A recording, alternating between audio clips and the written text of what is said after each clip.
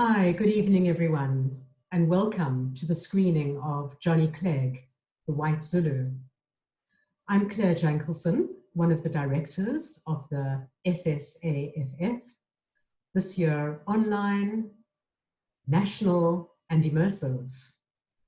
And so very glad to introduce Hilton Rosenthal. Hilton will be in the film that we're about to see. Hilton is the producer and publisher of all the Juluka and Savuka recordings.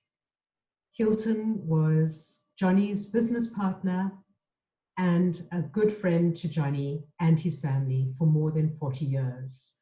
So for now, Hilton is going to give us a short introduction to the film. Hilton, the question is, how did your relationship with Johnny get started? Hi, Claire. Thanks very much and welcome, everyone. 1978, I was working as the general manager of CBS Records in South Africa. And for a number of years, I'd had a vision that I wanted to combine music that I grew up with, the type of music that I grew up with the African music that I'd started learning more about and had become a big fan of while working with the black artists that were signed to our company.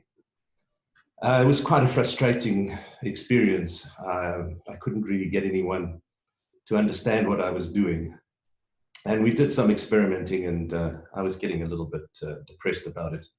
One night sitting at home, I had a recollection of a concert that I'd seen of Johnny and Sipho at the Wits University Great Hall in the early 70s.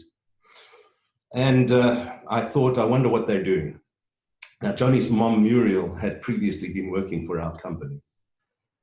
Not while I was there, but during that time, she used to come often and visit and was always talking about her son, Johnny, and about asking for some information and connections with Paul Simon's manager, etc., etc. And I thought, I wonder how I can get hold of Muriel. It was a Sunday night. I went to the phone book. I looked up Muriel Pinar in the phone book. I knew she lived somewhere around Yeovil area. And I called. I said, hey, Muriel, it's Hilton. Hi. And I said, what is Johnny doing? And she said, he's actually signing to a record company tomorrow. I went, oh, well, that's a bit of a pity. She said, why?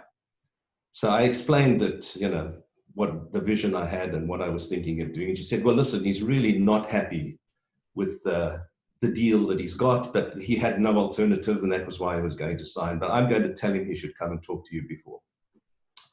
So we set up a meeting, which was quite amusing, actually, not at the time. But in retrospect, John and I have totally different descriptions of the meeting.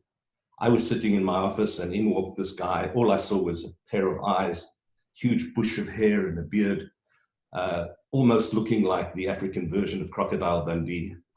And, during the meeting, he was viewing me very suspiciously.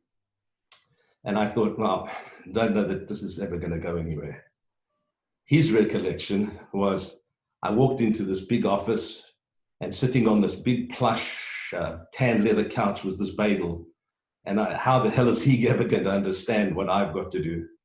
Anyway, we had a long chat, and he said, I'm going to Zululand for 6 weeks to work on my thesis, and when I come back, I'll contact you, and we can have a chat and see where we go.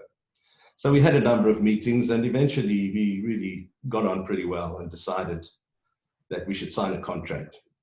On the day of the signing, we were sitting in a boardroom, signed the contract. Sipho, whose English was not really very good, put his thumbprint on the agreement, and he went, something.